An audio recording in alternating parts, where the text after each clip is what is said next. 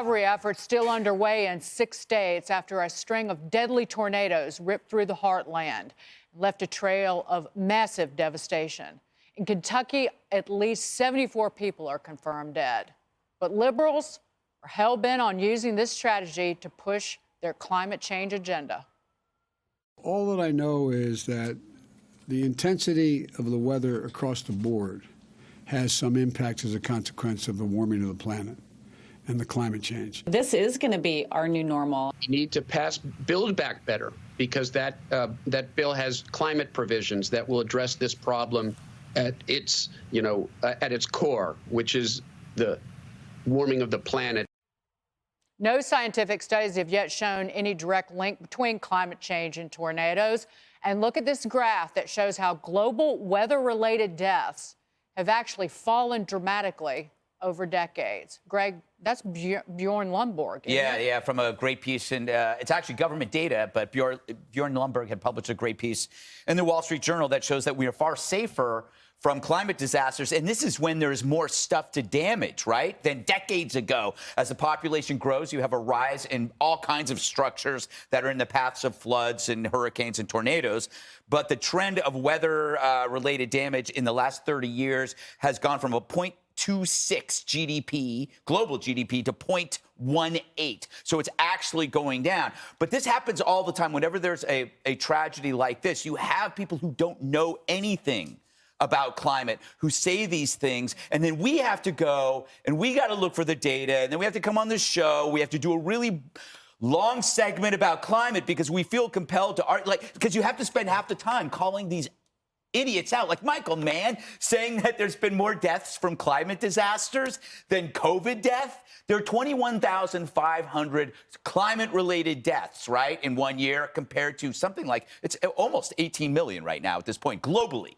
So the excess deaths. Yeah, so that's an 840 times difference.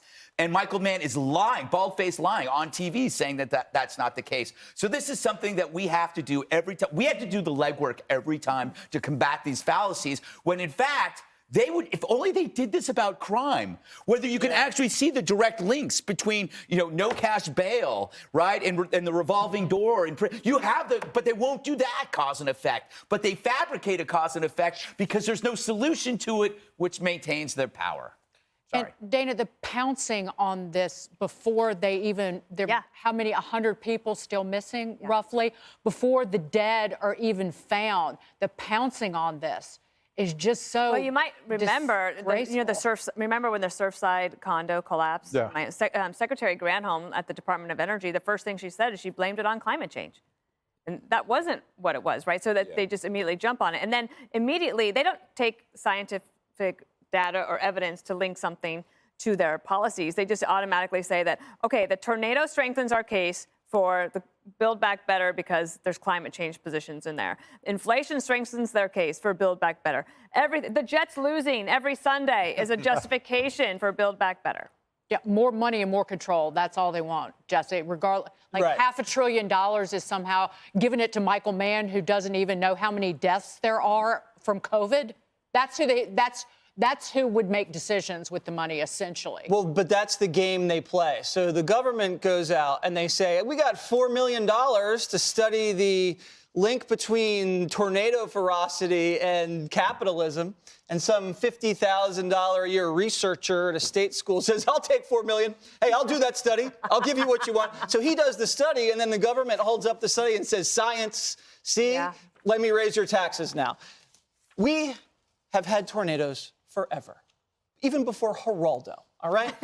That's old. They're very old, all right? Do you think the Native Americans were studying tornado ferocity?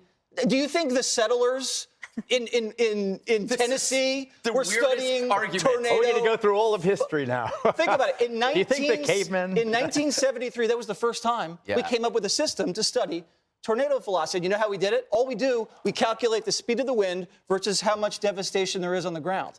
But it depends on the path of the tornado. Whatever's on the ground is going to be devastated. And whenever you build something, it's going to be sturdier as civilization advances as Bjorn Gutfeld mentioned. Thank you. So they come up with this idea, the world's been around for 5 billion years. So we're just going to take the last 50 years and say, you know what? It's our fault. It's capitalism's fault. So we're just going to give all your taxpayer dollars to green donors. And then the green donors are going to re-engineer the entire world economy in a way that doesn't use fossil fuels. That is so stupid. It's like a pagan ritual. You remember, the wind gods are angry. We have to sacrifice a virgin so the wind gods aren't angry at us. That's how much sense this makes. Rob Marciano of ABC, my favorite non-Janice Dean Fox weather person, said there are no studies linking the severity of tornadoes to climate change. And to his credit, the president of the United States, Joe Biden, said, we can't say with absolute certainty that tornado was because of climate change. As a matter of fact, some of it has to do with El Nino.